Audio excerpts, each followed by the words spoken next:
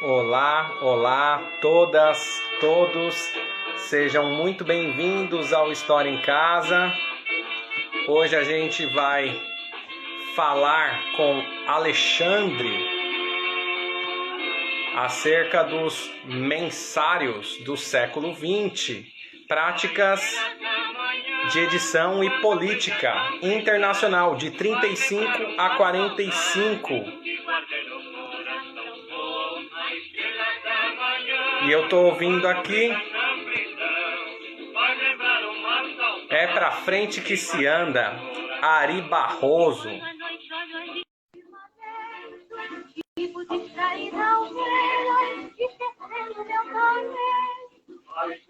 E a gente vai começar mais ou menos assim, ó, Alexandre.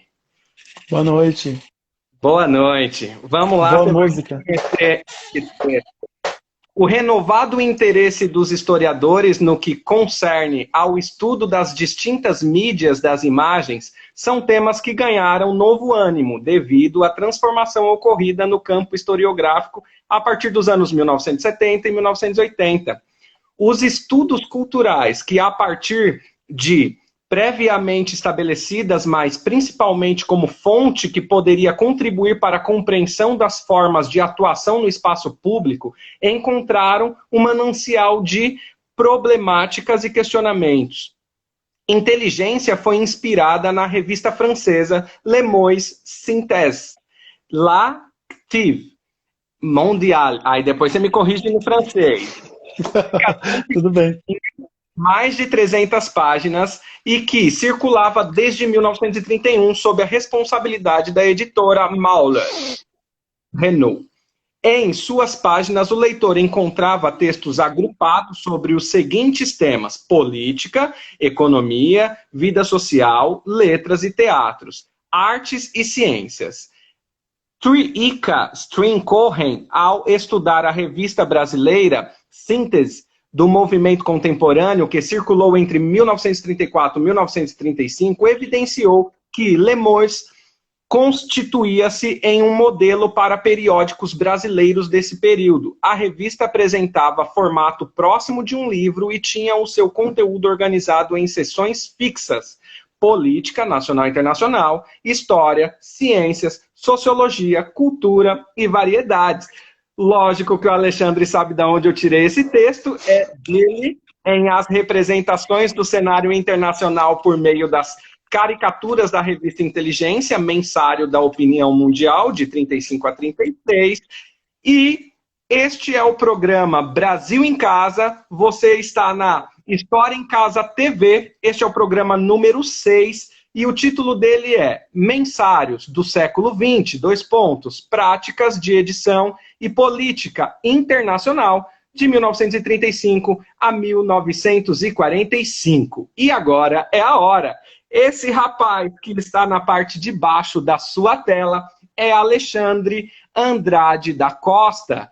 Ele é graduado, mestre e doutor em História pela Unesp Campus Assis, fez estágio de pesquisa na UVSQ, que é Universidade de Versalhes, St. Quentin e Yvelines.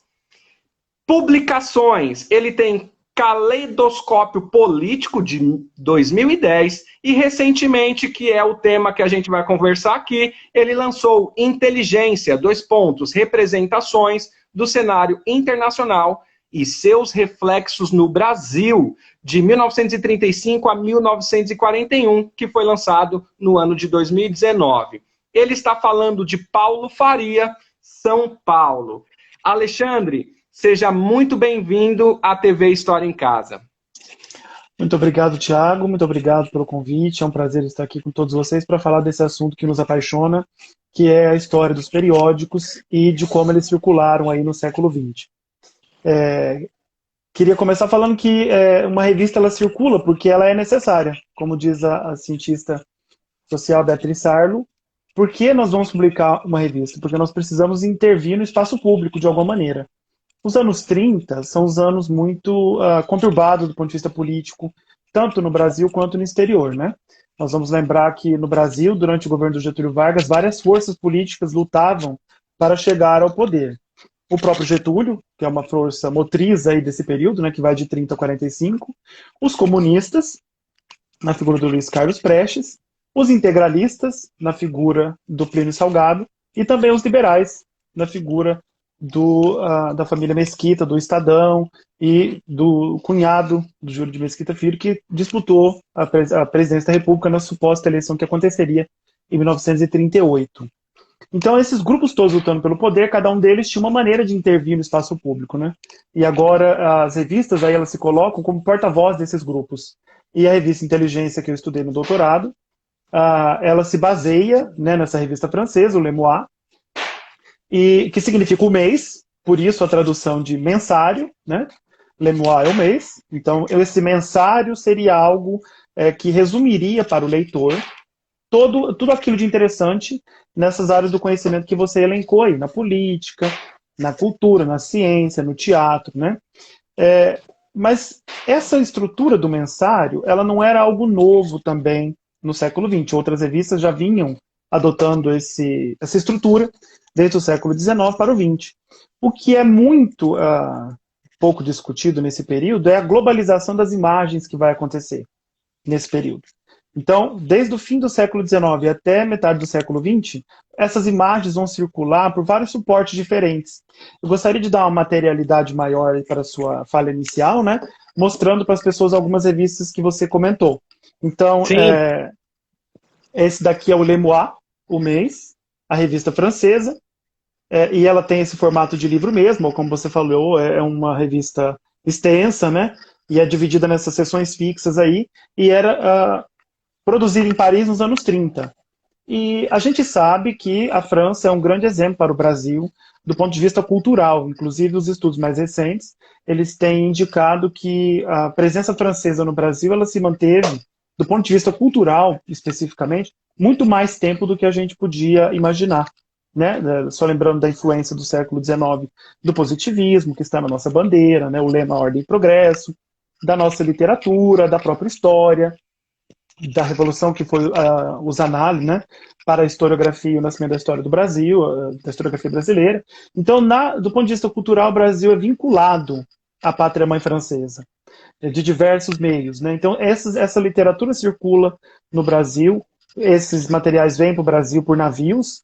Hoje, graças a estudos aí da professora Tânia Regina de Luca, da professora Valéria Guimarães, dentre outros historiadores aí que fazem parte de um grupo de pesquisa internacional sobre esse período, de circulação transatlântica dos impressos, né, dos periódicos, a gente sabe que havia navios regulares que traziam para o Brasil essas revistas. Então, não era muito difícil, nos anos 30, ter contato com uma literatura ou com revistas de outros idiomas em grandes centros do Brasil.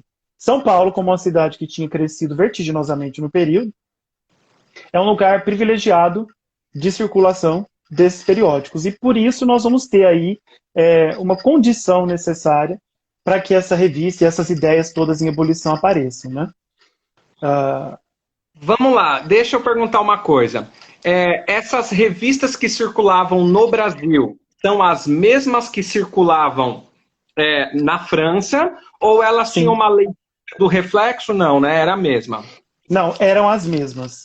Só que, como a gente costuma estudar, essa recepção desse material aqui no Brasil não vai se dar de maneira passiva, nem ingênua. Né? Então, esse material ele vai ser utilizado nesse período para mobilizar outras iniciativas que vai dar origem a novos periódicos. Então, é disso que se trata. Né? Não é basicamente estudar a chegada apenas desse periódico aqui, internacional, mas também e principalmente como é que esse modelo a princípio parisiense, chegou até o Brasil e deu origem a novos periódicos, que é o caso que a gente vai comentar hoje, de Inteligência aqui em São Paulo e de Aspectos no Rio de Janeiro. Então, assim, você tem esse grande modelo de uma revista que lê para você aquilo que é mais importante no mundo todo, reduz isso, condensa isso e apresenta esse material para o leitor. Em Inteligência, por exemplo, que foi fundada por um descendente de italianos que morava em São Paulo, Mário Graciotti. Ele é um intelectual que trabalhava já na imprensa desde também do início do século XX, que foi visitar o Mussolini junto com o Plínio Salgado isso é muito pouco conhecido, né? As pessoas geralmente citam só a visita do Plínio ao Mussolini, e ele estava junto com o Mário Graciotti nesse dia, em que eles foram entrevistar o chefe do fascismo na Itália. Eles têm uma proximidade de família, eles são parentes também. Então, o Mário Graciotti tem o fundador de inteligência, ele tem esse acesso a uma literatura internacional. Ele fala italiano, ele lê em outros idiomas, ele fez medicina. Então, ele faz parte dessa elite letrada do Brasil do início do século XX, que consegue aí percorrer vários idiomas tranquilamente.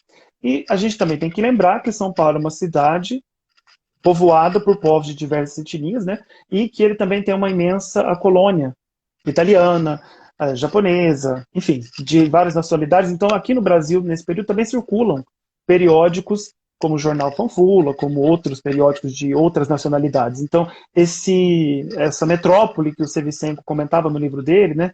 E que o Orfeu ficaria estático na metrópole, ela tem esse acesso a vários idiomas. Por isso, o Mário Graciotti resolve, baseado em Lemoine, lançar esse periódico, junto com um grupo que era parte do integralismo. Então é uma revista que nasce extremamente fascista. Extremamente. Só que o que eles vão fazer é para que o leitor desatento, né, não identifique isso claramente. Então, veja bem, eu quero dizer agora como é que nós vamos construir essa revista, certo? Como é que nós vamos fabricar isso? Então, nós temos as fontes, que são as revistas internacionais, e nós vamos dizer para o nosso leitor que nesse número 25, por exemplo, de inteligência, que é essa revista aqui, vocês veem que aqui ficava a chamada dos títulos, né, para que o leitor chame a atenção do leitor, né, essa disposição do título aqui. Capa, né? Bem na capa. Exatamente, você vai saber o que vai ter aqui dentro, né? E são assuntos muito chamativos, né? O aspecto da Guerra Civil na Espanha, as reivindicações coloniais da Alemanha, são temas muito candentes aí no período. Eles colocavam então essa chamada aqui, e lá no fim da revista eles colocavam, neste número, nós utilizamos as revistas. E aí eles colocavam os países e as revistas utilizadas. Então, se você pegasse essa revista de maneira desavisada, você podia imaginar, bom, trata-se de uma revista que pegou várias fontes aí, selecionou o material e colocou sem nenhum viés ideológico, né? Porém, quando você vai ler o material, você se depara com textos e imagens muito fascistas. Então, eu me recordo de uma imagem, por exemplo, sobre a guerra na Abissínia. Esse é um conflito causado, né, no século XX pelo Mussolini. Ele ataca esse país do continente africano. E a inteligência se engaja nessa luta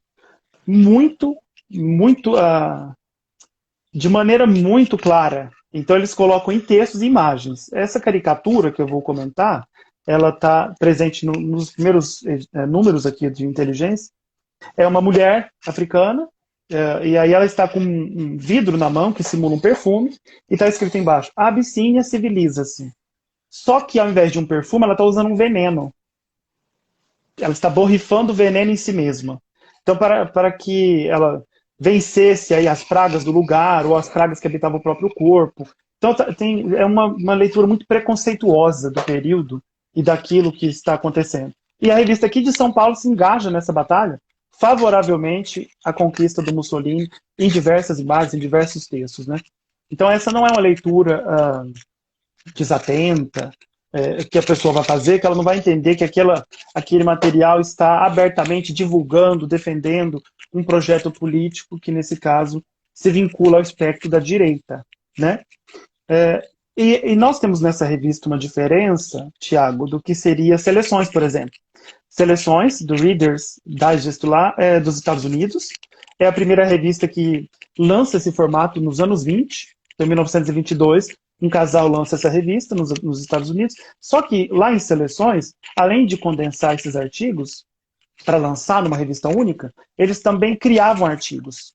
Então eles tinham um laboratório de produção de textos para que esses textos foram publicados aí em Seleções, que depois vai ganhar o mundo, né? Seleções vai chegar lá no Brasil nos anos 40, né? E também na América Latina de maneira geral. Só que em Seleções, como eu estou dizendo, você tem um laboratório de escrita e leitura desse material. Inteligência, não. Inteligência, você tem apenas a construção dessa revista com recortes que eles vão fazer de determinados jornais e vão montar essa página da revista. Então, assim, para a gente imaginar como é que seria isso, é como se você colocasse... Vamos imaginar uma página da revista que nós vamos montar, né? Então você colocaria um texto do The New York Times e uma imagem de uma revista alemã favorável ao nazismo, e aí na outra página você colocaria um texto do Mercúrio de France, e aí você colocaria uma outra imagem de uma revista italiana favorável ao Mussolini, e assim eles iam compondo a revista, e no final eles colocavam, olha, usamos de todos os países porque a gente é democrático, e na verdade não se trata disso. Nós estamos falando de um grupo político que quer intervir no espaço público como a solução para o Brasil, que é uma solução radical de direita. E essa direita, representada pelo integralismo, pelo lema Deus, Pátria e Família, pela leitura dos teóricos que hoje deverão voltar à tona, né, esses estudos, e a gente tem acompanhado isso de alguma maneira, os estudos sobre o Alberto Torres, sobre o Oliveira Viana, sobre outros pensadores brasileiros do século XX que propunham soluções para o país que passavam bem longe da esfera democrática. E os anos 30 são exatamente um período de efervescência de ideias da direita contra o liberalismo e contra a democracia. Então essas leituras, elas são muito conexas, elas são muito bem articuladas aí.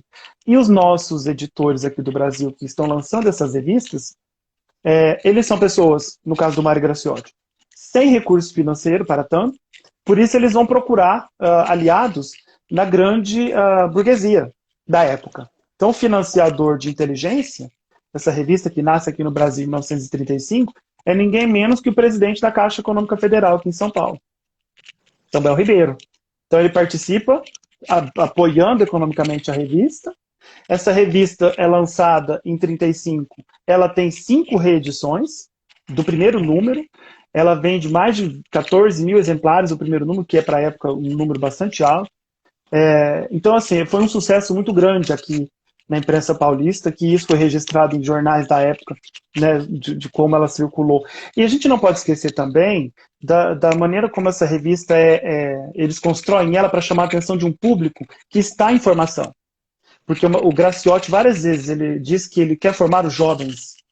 Então, ele promove concursos de tradução, concursos de escrita de um texto, concursos, medalhas com o nome de grandes engenheiros brasileiros, para quem conseguir resolver a charada. Então ele sempre faz alguma coisa da revista para chamar a atenção desse público jovem.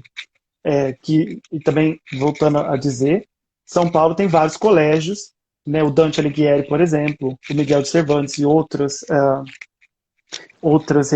escolas, né, que também podem participar desses concursos. E a inteligência circula no interior, circula em vários estados do Brasil, também circula em países de língua portuguesa. É uma revista que tem uma acolhida muito grande do público.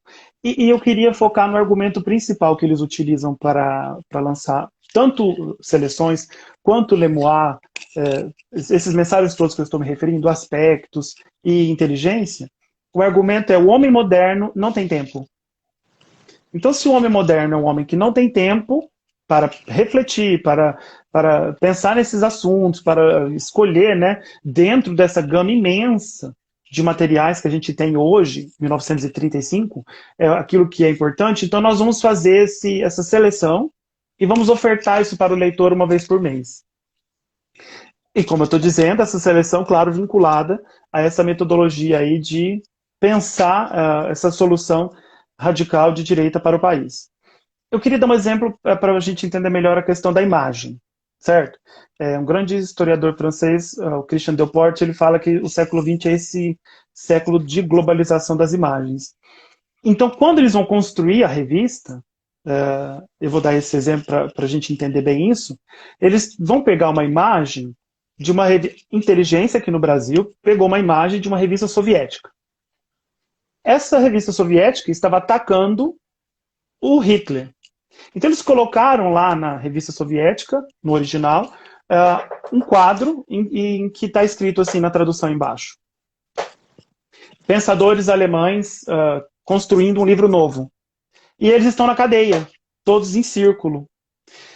E aí, estudando um pouco a imagem, o que a gente observou? Que essa revista soviética, ele estava fazendo uma releitura de uma obra do Van Gogh, que tinha circulado muito tempo antes.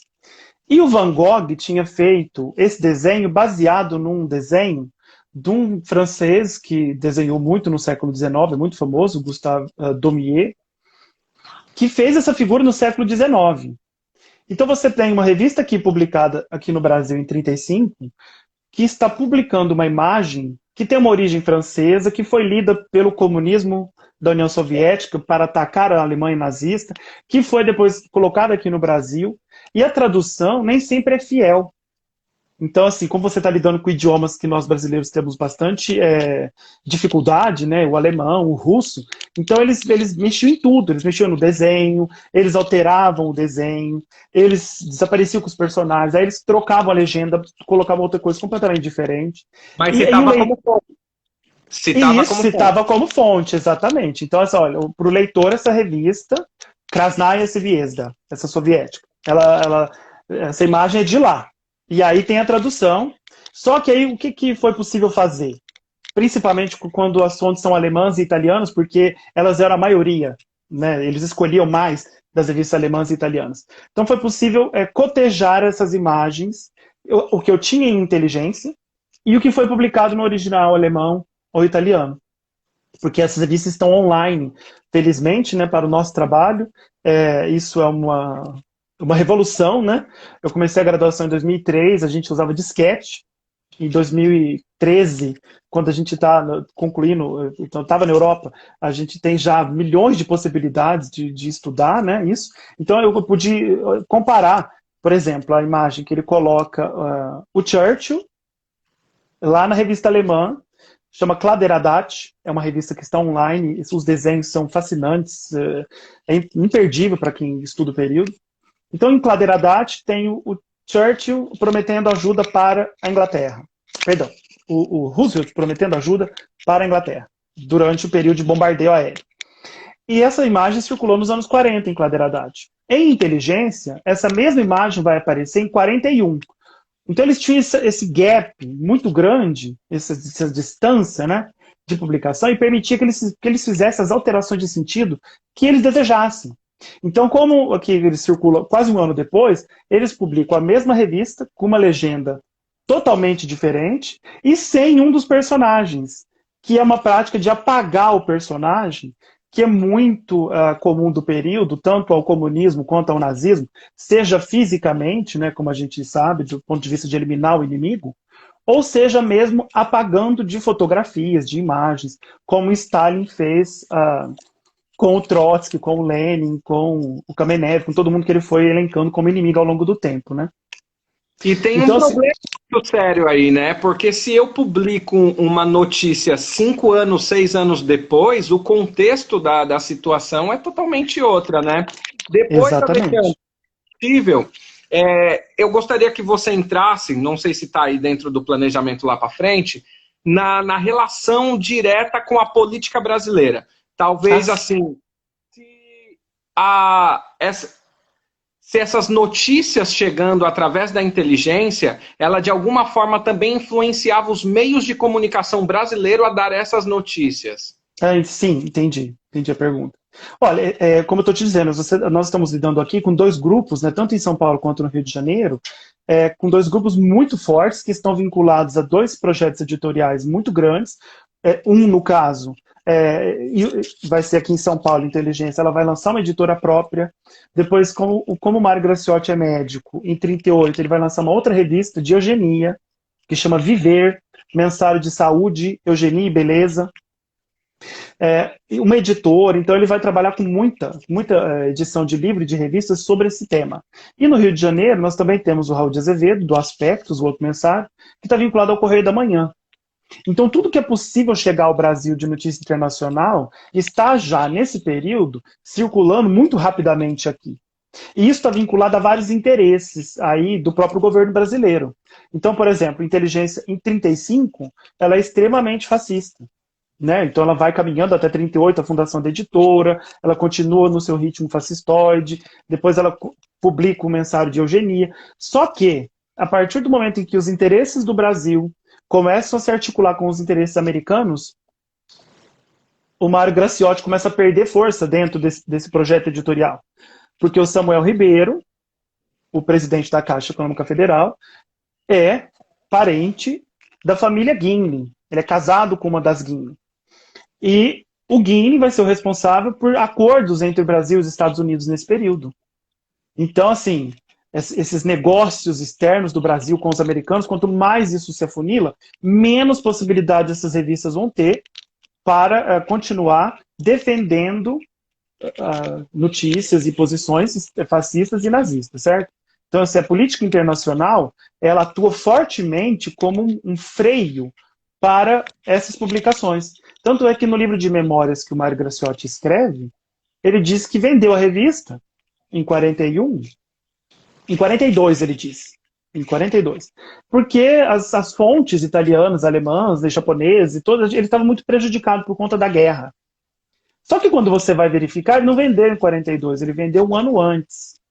E ele vendeu justamente por conta desse cerceamento que vai ocorrer, dessas possibilidades aí de estratégia de publicação. E ele também vende no momento em que ele já sabe que Seleções vai chegar ao Brasil, no segundo semestre daquele ano. E era praticamente impossível concorrer com o mercado de Seleções, uma vez que Seleções é bancada quase pela política externa dos Estados Unidos. Então você tem, se dentro do Brasil, grupos de gladiando para chegar ao poder, certo? Então de 35 a 38, isso é da disputa, né? Eles estão imaginando que vai acontecer uma eleição nova. Então todos esses grupos que eu comentei se mobilizam para participar da eleição, e aí vem o golpe do Estado Novo e impossibilita todos eles de participarem desse evento, que é a eleição marcada para janeiro. Então, todos esses grupos estão com esse horizonte de expectativa aí da eleição prontos. E quando acaba esse horizonte de expectativa da eleição, começa a Segunda Guerra Mundial. E aí a vitória esmagadora alemã do começo da guerra, ela vai ter reflexos muito importantes para esses periódicos, né? Como se essas vitórias do eixo validassem todo esse trabalho que está sendo feito ao longo do tempo. Tanto é que pós-guerra, o Graciotti vai fazer uma defesa muito aberta, muito tranquila do fascismo. Que o fascismo foi um movimento incompreendido politicamente. Que ele foi um movimento derrotado na guerra, porém ele não pregava o antissemitismo, ele não pregava nenhuma dessas bandeiras que o nazismo teria exagerado, né, segundo ele. Era um movimento muito mais corporativo, muito mais familiar, muito mais da exigência da presença do Estado, né, e contra os males do tempo. E é importante a gente lembrar que esses males do tempo, a democracia, o liberalismo, os partidos políticos, a quantidade de partidos, né, que o próprio Getúlio, quando dá o golpe, ele argumenta isso, que ele deu o golpe do Estado Novo por conta da baderna que os partidos causavam, né? Então, tudo isso também é muito comum a todos estes homens que nós estamos comentando aqui agora. São todos homens da intelectualidade, carioca e paulista, todos estes homens formados em grandes universidades e que participaram do serviço público. O Mário Graciotti é diretor da assistência social aqui do estado de São Paulo, foi um dos fundadores de alguns hospitais, ele defendeu várias iniciativas aí no campo da saúde, e o Raul Azevedo, no Rio de Janeiro, trabalhava como diretor-geral dos Correios. O que é muito bom quando você é editor-chefe de uma revista, não é? Porque você tem na sua mão o comando de entregas do país todo. Então, são duas pessoas muito colocadas muito especificamente, né, nesses campos, que têm uma posição muito firme e que vão defender polos opostos. E é isso que é interessante, porque eles têm uma conduta muito diferente, baseados na mesma revista, que é Lemoir, Síntese, como você falou aí, né? Síntese da Activité Mondiale.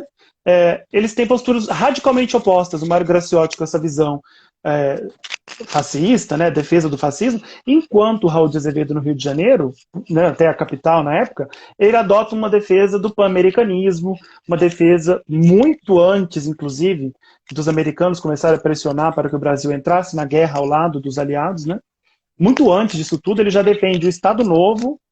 Ele é um cargo comissionado, então a gente tem que lembrar isso também, né? Então ele defende o patrão, o Estado Novo, defende também o pan-americanismo, a União das Nações Americanas contra a ameaça externa. Então são duas revistas, apesar de beberem da mesma fonte, com propostas para o país muito diversas, né? E quem lê ou quem lia essas revistas aqui no Brasil? A qual povo chega essas notícias? Boa pergunta. Apesar da gente não ter como mensurar, né, especificamente a quem todos chegam, a gente Sim. sabe que muita gente leu os dois periódicos. Seja porque eles eram divulgados como eu te falei, nos grupos aos quais eles pertenciam, aos próprios jornais e a outras revistas, seja em escolas, em centros de estudo que eles divulgavam essas iniciativas aí, e principalmente porque elas trabalhavam com a imagem. Então, quando você escolhe trabalhar com imagem, você também está escolhendo mobilizar no seu leitor algo que ele vai se lembrar, porque ele pode esquecer do texto, mas ele vai lembrar da imagem. Como eu lembrei aqui da figura, da caricatura da mulher, da Vicínia, eu lembro das outras, né? Uma imagem pode ser mostrada para outras pessoas, a gente tem que lembrar, como você colocou, né? Quem lia tanta informação, né? Nós somos um país de muitos analfabetos nesse período, por isso esse recurso à imagem é tão importante para os dois, né? Mais para a revista de São Paulo do que para a revista do Rio, que apela mais para a literatura e a arte. Mas, então, como eu estou dizendo, a elite letrada do país lia, as escolas, as universidades. Já tem um interesse, né, na leitura. Sim, sim, sempre, sempre. E aí essa outra distribuição já não tem muito crivo de refletir a respeito daquilo que está recebendo também, né? Isso, exatamente, jamais. Esses concursos que eles produziam era para divulgar tanto a revista quanto a ideologia. Então eu te dou um texto para você traduzir alguma coisa, e aquele texto está falando qualquer absurdo sobre o aspecto racial, o aspecto econômico de algum país, e por traduzir aquilo, você acaba tendo contato com esse material. Então essa revista ela foi muito divulgada nesses centros aqui do Brasil e também do exterior. Né? Então você encontra aqui no Brasil, por exemplo, a Le Moi, que é essa revista francesa, nós somos um dos únicos países que tem a coleção completa na Biblioteca Mário de Andrade. Várias bibliotecas da França não têm, bibliotecas importantes da França, não tem esse material lá, e nós temos aqui. Né? Isso prova que nós consumíamos muita literatura, muita revista, muita notícia já nesse período. Então, quando a gente vê hoje esses argumentos de que nós somos pessoas que não têm tempo, de que nós somos pessoas que têm várias maneiras de se informar, né? Iniciativas como essa também têm surgido, justamente para tentar suprir essa nossa falta de tempo para tentar entender ou ler aquilo que é de mais importante que está circulando no mundo. Essa agonia do tempo é algo que já está presente nesse momento. Só queria comentar com vocês, assim, nós falamos do ponto de vista teórico, né? Eu falei da materialidade, você falou da revista como fonte. Realmente, a historiografia brasileira desse período passou por uma revolução muito grande. Nós passamos de um momento em que a gente usava a revista como comprovação de uma teoria que a gente tinha, né? Falava, olha, está aqui no periódico tal que eu estou dizendo. Para o momento em que você vai estudar essa revista como fonte e objeto de pesquisa. E aí tem dois autores, o Darton e o Chartier, que são importantíssimos para nós. Porque eles ensinam para a gente, principalmente o Chartier nesse sentido, que se você pega um texto de um local e coloca ele em outro, você também vai alterar o sentido desse texto.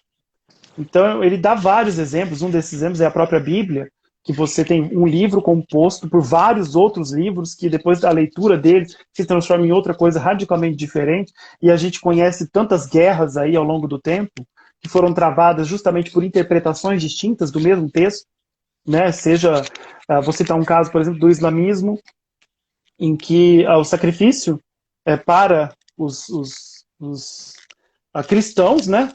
O sacrifício de levar o próprio filho para o sacrifício representa a obediência do pai. Essa é a interpretação que foi dada para nós. No islamismo, é o oposto, representa a obediência do filho, que sabe que está indo ser sacrificado e vai. Então é o mesmo texto, a mesma história, só que lida por pessoas e fés e compreensões de mundo totalmente diferentes e com uma alteração de sentido gigantesca. Então, hoje você pensa, quando aconteceu, por exemplo, em 2001, o atentado às Torres Gêmeas, o mundo se chocou, o mundo ocidental, né, de pensar, mas por que alguém se sacrifica? Mas a própria estrutura do cristianismo está baseado nesse sacrifício. Então, essa é uma versão diferente do mesmo texto. Então, assim, quando você pega um texto, como eu falei, de uma revista soviética que se baseou num desenho da França, que foi reproduzido no Brasil, isso tem um objetivo. Esse objetivo é atacar, no caso aqui do Brasil, os comunistas brasileiros. Ou o governo, ou, enfim, qualquer outro inimigo que a gente elenque aqui, né? Que seja do ponto de vista ideológico aí oposto ao que nós estamos fazendo. Nesse período que a gente está conversando aqui, né, na governo Vargas, existe uma proximidade com o Vargas, por exemplo? Há uma relação diretamente com Vargas, ou dele conhecer, ou dele fazer divulgação, ou algo do tipo? Porque Não, eu favoreci.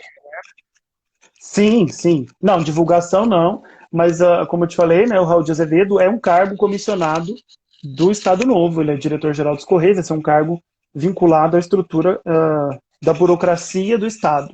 E o Mário Graciotti, apesar dele não ter um vínculo direto com o Getúlio, o Samuel Ribeiro tem. Então, o Getúlio vem inaugurar um novo prédio da Caixa Econômica Federal, aqui em São Paulo, mas o Getúlio ele é um gênio da política, ele não nem nos diários dele, em algum momento ele falou alguma coisa sobre isso, sobre esses periódicos, né? Só que a gente sabe que ele adotou, do ponto de vista da política externa, nesse momento, aquela estratégia da equidistância pragmática ou do duplo jogo, que aí depende da corrente historiográfica, né? Que a gente vai se vincular. Então a gente sabe que nesse momento o Brasil postergou até o último momento a adesão ao bloco de solidariedade norte-americano aqui durante a Segunda Guerra Mundial. Então, nesse momento, ter revistas que pressionavam no sentido contrário era excelente para a política varguista, como o caso de Inteligência. E ter uma revista na capital federal que defendia o pan-americanismo também era excelente para a política varguista. Porque você permitia isso. A gente tem que se lembrar que essas revistas estão vinculadas a uma burocracia censória, né? Porque o DIP, o Departamento de Imprensa e Propaganda, é o órgão que censura a imprensa. Então, se essas revistas estão tendo papel para publicar, se elas estão tendo autorização para publicar, é porque essa autorização foi dada por alguém.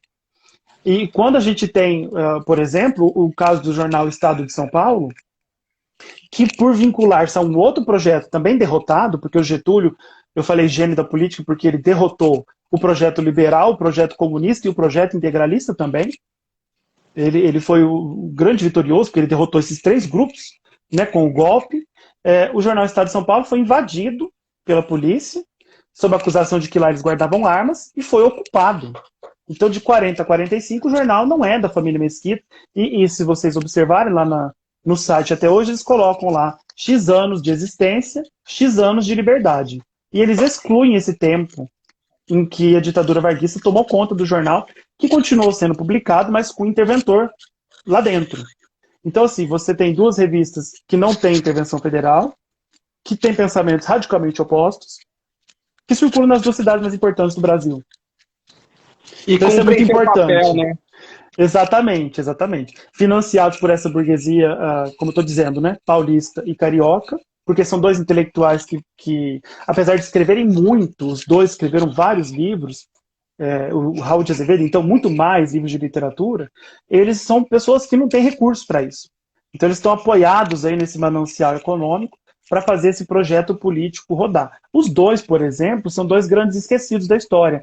Quando a gente vai falar da história do livro no Brasil, a gente vai lembrar principalmente do Monteiro Lobato, que foi, né, você pode pegar vários adjetivos, o patrono, o fundador, só que o Raul de Azevedo e o Mário Graciotti, eles criaram iniciativas que foram de muito sucesso. Por exemplo, o Mário Graciotti fundou também um clube do livro, para vender um livro barato, para que levasse a literatura brasileira para várias pessoas. Então, ele tinha acesso ao recurso econômico, ele tinha acesso à impressora da época, que era a imprensa Revista dos Tribunais aqui de São Paulo, e essa foi uma iniciativa que durou até os anos 70, o Clube do Livro, certo? Eu pergunto uma coisa que me veio na cabeça aqui. A oposição escreveu alguma coisa, né? Porque está na clandestinidade, né? O Partido Comunista Brasileiro, mas ele é ativo para se reorganizar. Existe uma oposição a essas escritas, a essas divulgações? Sim, não em periódicos, né? Porque eles são banidos, mas em memórias ou mesmo em ações políticas de bastante engajamento. Existe uma literatura também bastante rica sobre a atuação do comunismo nesse momento histórico, porém, eles simplesmente não são, nesse período aqui, citados como ameaça para esses dois intelectuais, porque eles estão muito distantes disso tudo. Os grupos que eles frequentam e os locais onde eles circulam estão são avessos à presença de comunistas. E vamos lembrar também que o período aqui em tela é um período em que mesmo comunistas vão trabalhar para o Estado Novo. Então você tem o caso, por exemplo, de pessoas que foram acusadas de serem comunistas. O Graciliano Ramos chegou a ser preso, escreveu Memórias do Cárcere, na prisão, só que ele vai trabalhar depois numa revista governista. Porque, como diz o João Baldo Ribeiro, o conselheiro come. Então as pessoas precisam pagar, na época não havia a expressão boleto, mas o conselheiro come, ele precisa gerir-se, né, de alguma maneira. Então o Carlos Drummond de Andrade, que é um outro escritor que participou desse momento, que na historiografia foi chamado de cooptação. Então o Getúlio teve um governo que cooptou intelectuais para trabalhar na defesa do governo, em outras revistas, por exemplo, Cultura Política, que é uma revista diferente dessa que eu estou comentando, desse ponto de vista, mas que também é gerida por grandes intelectuais brasileiros e que apoia o governo por questões econômicas, não por questões ideológicas. Então esse momento é muito rico nessas condutas assim de vários interesses nacionais e internacionais, né? Então a guerra, ela é a grande destruidora de tudo, não só do Estado Novo. Quando a gente vai explicar isso na escola, a gente vai falar, não, porque aí a Segunda Guerra Mundial terminou e com ela o Getúlio foi deposto e aí começou um outro período. Porém, toda essa imprensa que eu estou comentando com você, ela também desaparece. Então, é como se os aliados, e essa era uma fala do Júlio de Mesquita, o tempo todo, o Júlio de Mesquita está exilado e ele fala que o Brasil será liberto de fora para dentro. Então, assim, a vitória da Segunda Guerra Mundial, ela vai recolocar as coisas no lugar.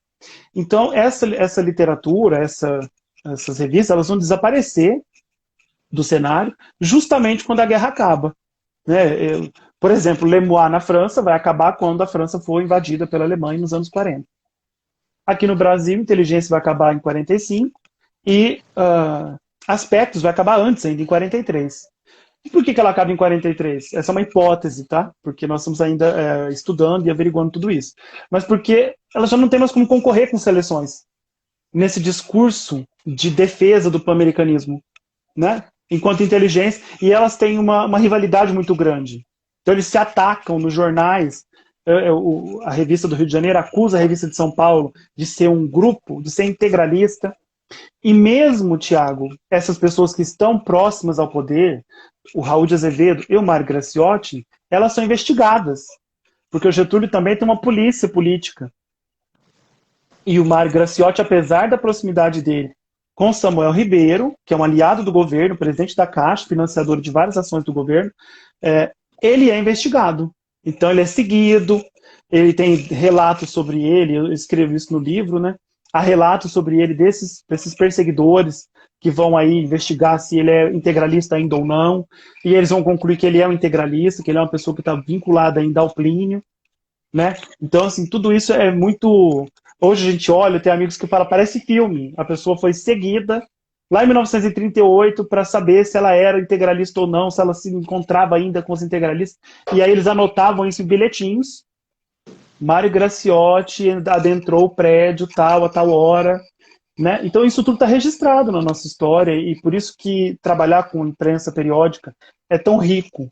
Exige da gente uma leitura do tempo, né? Daquilo que está acontecendo no contexto e uma leitura também dessas biografias dessas pessoas, né? Que se engajaram nisso. Então hoje o intelectual, na época a gente tinha intelectuais que se engajaram em vários projetos políticos, né? Hoje nós temos pessoas que também se engajam em vários projetos políticos, a despeito de não serem intelectuais, o que é uma pena, porque o discurso é muito raso, né? Demais, assim. Cabe uma ironia aqui, né? Então, assim, você tinha nesse período várias pessoas que se engajaram nesses projetos políticos todos, e e que mobilizaram recursos que são extremamente ricos em sentidos e que hoje, para nós, hoje, quando você recebe, por exemplo, um meme que foi alterado, ou quando você tem a possibilidade de editar alguma coisa, você pensa, nossa, mas eu fiz uma coisa muito legal, eu peguei uma revista, eu peguei uma foto, tirei um print, fiz isso, eu fiz aquilo. Essas pessoas estão fazendo isso nos anos 30, só que sem celular. Elas estão fazendo relações entre imagens e textos e figuras que as pessoas vão entender como críticas nos anos 30. Então, o Chamberlain, por exemplo, da Inglaterra, ele é super representado na época em imagens como um guarda-chuva. Então, toda vez que alguém via um guarda-chuva, associava imediatamente a figura do primeiro-ministro inglês. Então, se o guarda-chuva está torcido, o Hitler torceu o guarda-chuva está destruído, as pessoas que tinham acesso àquilo iam compreender que se tratava de uma crítica, né, à política da Grã-Bretanha. Então, são vários exemplos. Então, o que eu quero dizer com isso é que hoje nós não somos tão inovadores assim. Nós só temos outros recursos, né? E esse ato editorial é que é muito importante da gente estudar. Porque quando você estuda uma revista como fonte objeto, você consegue entender quais são os temas que prevalecem, quais são, né, as temáticas principais, ou como ele montou isso tudo. Então você consegue ver como ele editou aquele periódico e por que ele escolheu esse caminho. Isso é que na França a historiografia chamou de ato editorial. Estudo sobre o ato editorial. Isso é muito importante, porque você vai pegar os fatos daquele momento, os fatos são fatos, e vai caber a leitura que o periódico está querendo fazer daquele período, para onde ele vai direcionar. Exatamente. E aí, pegando leituras do mundo inteiro, ele vai conseguir esses periódicos abranger um monte de situações e trazer para dentro do nosso país e jogar aqui dentro para que a política aconteça, né? Meio que jogar essas informações aqui. Exatamente. A questão de trabalhar com a imagem, ela é sensacional e isso a gente pode voltar em vários momentos também da história, né? Quando você falou que começa a trabalhar mais com imagens e o Brasil é um país que não é muito alfabetizado nesse período da década de 40, me remeteu até os vitrais da Igreja Católica na Idade Média, né, para conseguir passar essa mensagem. De alguma forma você recebe, né, aquilo. Exatamente. Então, você recebe, é muito direta as mensagens através das imagens, né? Exatamente. E aí você também tem uma historiografia muito vasta para definir o que seria o riso e o que seria a política. Porque eles separaram isso dentro da revista muito claramente. Então, eles têm, assim, no índice, você tem caricaturas da política internacional e você também tem desenhos humorísticos. Então, a caricatura não é um humor desenhado. Ela é uma outra coisa. Ela é uma outra pegada ali, né? É um momento de você tentar entender algo ali que está sendo dito por uma fonte externa, né? Por uma revista internacional. Só que quando você vai estudar esses periódicos mais a fundo, você vê que a seleção que eles fizeram dos periódicos por exemplo, eles colocam lá, peguei periódicos da França. Toda a direita da França em periódicos foi citada na revista. A esquerda nunca foi citada na revista. Jamais. Só foi a direita. Jussi Patou, Jussi tudo que era. Não isso. Seria. Não, da Alemanha a mesma coisa, da Itália a mesma coisa. Então, e alguns dos Estados Unidos que eles colocavam para se contrapor. Né? Então eles colocavam o texto e colocavam uma imagem destruindo o texto. Eu tenho uma imagem que me persegue, eu ainda vou encontrá-la, do São Francisco Chronicle, que lá no comecinho, em 35 anos da revista, eles colocam aquela cena que tem muito naquele desenho Pica-Pau, que é um desenho, né, que passou no Brasil nos anos... O Pica-Pau. Maravilhoso, meu pai vive citando. E tem aquele cacto que tem um passarinho que fica lá observando, né, para onde ir. Então eles fizeram essa leitura, colocaram o desenho aqui, como se fosse do São Francisco Chronicle, e ao invés do cacto apenas, são caminhos, igual aparece no Pica-Pau, né? Tantos quilômetros para chegar em tal lugar, tantos quilômetros. E aí os pássaros estão indo na direção do fascismo. Porque essas placas é comunismo, fascismo, democracia, e aí os passos estão indo todos para o fascismo. Né? Então, para onde tem terra, para onde tem água, para onde tem liberdade, aquele é o caminho. E eu tenho esse desejo de encontrar essa imagem, já escrevi vários e-mails para a biblioteca, eles estão tentando me ajudar a verificar, porque eu tenho quase certeza que o original não aponta para o fascismo, que é uma outra alteração, né? Mais uma alteração. Então eles redesenham aqui. Então, essa imagem saiu aqui no Brasil? Sim, na inteligência. Que magnífico! Você sabe o ano dessa publicação? Eu vou tentar, eu acredito que ela é de 35, logo do comecinho. Eu vou tentar procurar e te envio, para você notar assim. E 35 é um ano muito forte para as relações políticas aqui no nosso país, né? Em relação, se a gente for bipolarizar, né? Que eu acho que não seria o mais inteligente, mas se a gente for bipolarizar, né, na ditadura e no comunismo ali, nessa disputa, 35 é uma data importantíssima. Sim. E essa imagem, ela é expressiva, né? Sim, sim. Ao fascismo diretamente, assim, sem Exatamente. Só vai. Exatamente, sem nenhum tipo de remorso, nem pensamento negativo. O caminho é esse, a felicidade está nesse caminho.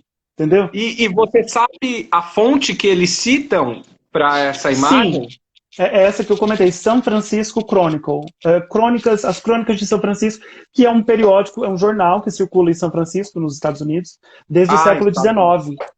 Sim, essa é dos Estados Unidos. Então, aí eu escrevi para a biblioteca de lá, e eles estão tentando me ajudar com essa imagem, né? Esse é o trabalho de historiador que é apaixonante. Nós temos que dar aulas, nós temos que fazer agora toda essa estrutura aqui midiática, que para mim também é uma novidade. Mas o que eu mais gosto é de você fazer cotejar essas coisas e falarem, eles mudaram isto também. Eu consigo mostrar que o ato editorial ali foi para alterar o sentido totalmente ali daquela imagem. Esse estudo por trás da fonte que foi citada é extremamente importante para trazer à tona realmente, né? Sim. Então, se você precisa fazer essa leitura crítica da caricatura, né? E também, eu estou falando da historiografia porque, como eu disse, existe uma historiografia muito vasta para a história do riso, existe uma historiografia vastíssima para a da caricatura, para a da imprensa, os estudos da professora Tânia Regina, da Valéria Guimarães, como eu falei, do Rio de Janeiro, da Mônica Pimenta Veloso. Então, todos esses grupos de pesquisadores que fizeram com que a história da imprensa fosse sedimentada, né, e tivesse trabalhos riquíssimos que nos conduzem aí a outras pesquisas e propõem outras questões, né? Então, isso é muito interessante. A gente consegue encontrar em exposição em algum lugar, está guardado, e tua biblioteca no Rio de Janeiro? Sim, inclusive, Thiago, essa é uma coisa que eu também gosto de contar sempre, é que o meu doutorado eu ganhei na internet praticamente. Porque eu estava pesquisando na Estante Virtual, que é um site que eu gosto muito, né, para historiadores e leitores utilizam, porque tem muitos livros baratos. E aí eu me deparei com esse título, Inteligência Mensária da Opinião Mundial. E eu não conhecia. Então a gente tem o Nelson Werneck Sodré, a História da Imprensa do Brasil.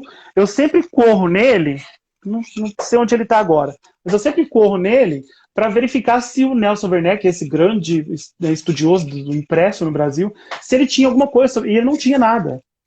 Eu falei, mas o que que... Aí entrei em contato com a dona do sebo, ela me respondeu assim no e-mail, se você pagar o frete eu te dou, é um monte de revista velha. Ótimo.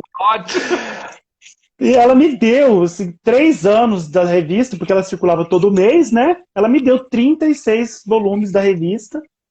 E aí, quando eu olhei a revista, eu falei, não é possível. Tem até um amigo brincalhão, né, que fala, você encontrou o seu Menóquio. Você teve muita sorte. E realmente, essa questão do trabalho do historiador hoje na internet, eu também acho muito interessante, porque muitas vezes a pessoa pensa assim, ser historiador é viver, né, impregnado de luvas e máscaras e dando com papéis antigos. E numa outra situação, eu estava num hospital internado e com o telefone pesquisando na Hemeroteca Digital Brasileira e encontrei aspectos Aí eu falei, mas eu peguei o Nelson Werneck Sodré, mesmo ritual, eu vou olhar se ele falou, se não falou sobre nada, não é possível. E aí continuei a buscar, a pesquisar, né? E o que eu encontrei? Ele também se baseou em Lemoine. E quando eu estive na França, ninguém estudou Lemoine também. Olha E aí. eu fiquei chocado com essa informação que eu obtive lá, porque Lemoine, você falou, produzida pela gráfica que fica na Rua do Louvre. Então é muito importante. Ele é o editor de Lemoine, ele é o chefe dos mestres de impressão da França. Existe uma eleição, ele é eleito. E ninguém estudou isso ainda também. Eu até coloquei aqui fiz um tema aqui para você ver aspectos. Ela colocou na capa 28 temas que tem no mensário. Então não é possível que você não tenha nenhum tema que vai assim, de ciência até novela, até feminismo. Não é possível que não tenha nenhum dos temas que tem aqui desses 28 que não se enquadrem no seu perfil. Isso tudo é uma estratégia, claro, né, para chamar mais leitores e para vender muito mais. Então, ao passo que a inteligência é o mensário da opinião mundial, aspectos, ele coloca o subtítulo. Aspectos é o mensário de letra, arte, ciência, música, esporte, literatura, cultura. E aí ele vai indo até a exaustão. Para todo mundo mesmo, né? Você é fissurado por alguma coisa, mas vai para Exatamente. a leitura. Exatamente, exatamente. E esse é o livro que eu queria mostrar, né? Sim. Que é o fruto da tese do doutorado. Eu gosto muito dessa charge também, que é o Hitler, paz, mas atrás dele tem até, né, a pombinha, tem o ramo, mas atrás dele a gente vê essa série de canhões, né? Muito. Mostrando aí. Essa imagem é uma imagem da década de 30? Isso, da França. É uma imagem de uma revista francesa que criticava o nazismo, que eles pegaram e publicaram aqui no Brasil. Então você tem assim várias linhas de interpretação também, né? Você pega a imagem, até hoje a gente tem muito isso, né? Você olha alguma coisa do exterior, você pensa que existe uma seriedade, que existe um comprometimento ali muito sério. Então quando ele coloca lá uma revista alemã, uma caricatura da Alemanha, e traduziu ainda para você, que eu acho o idioma, né, muito difícil, então isso aí para os leitores era um outro chamativo e dava esse elemento de autoridade aí para a figura. Sim. Alexandre, nós estamos nos 2 minutos e meio finais, já, tão rápido assim. Eu costumo perguntar nesse momento se tem alguma coisa que seja necessário trazer que eu não explorei ou você não conseguiu colocar na sua fala. Entendi. Eu acho que é importante a gente lembrar que história é mais do que tudo isso, né? De que a gente está preso ao passado. Então eu queria concluir falando isso. Em junho de 2019, a Folha de São Paulo criou uma newsletter que se chama Lá Fora. E a justificativa da Folha era: toda semana vou descomplicar as notícias internacionais para você. Farei resumos do que aconteceu de mais importante e reunirei análises e sugestões de textos longos para você ler com calma, além de um panorama da semana seguinte. Então você vê, essa iniciativa de 2019 tem o mesmo argumento da iniciativa de 1922, de 1935, de 1900. Por quê? Porque nós não temos tempo, ela vai resumir para nós, isso é muito interessante. E esse resumo, a gente sabe, ele tem um viés extremamente politizado. Né? Porque a despeito das pessoas acreditarem que só existe uma ideologia, nós sabemos que existem várias, né? As esquerdas, as direitas, sempre aí no plural.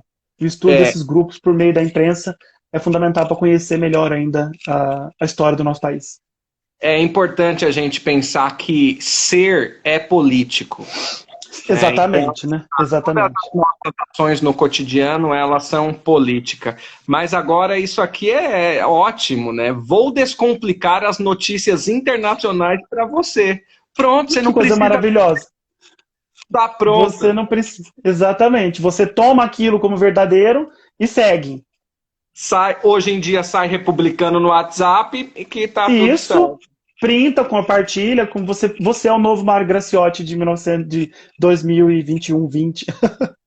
Ai, Alexandre, gratidão por compartilhar o conhecimento com a gente. Para mim foi extremamente rico, foi um tema que para mim foi surpresa, nunca tinha me aprofundado e pensado, só depois que a gente marcou que eu fui dar uma olhada, e agora, depois da conversa, vou olhar mais ainda, né? Muito obrigado. Então, por estar aqui com a gente, participando do programa. Obrigado você pelo convite, obrigado a todos que nos acompanharam. Tá certo, até mais. Valeu. Até mais.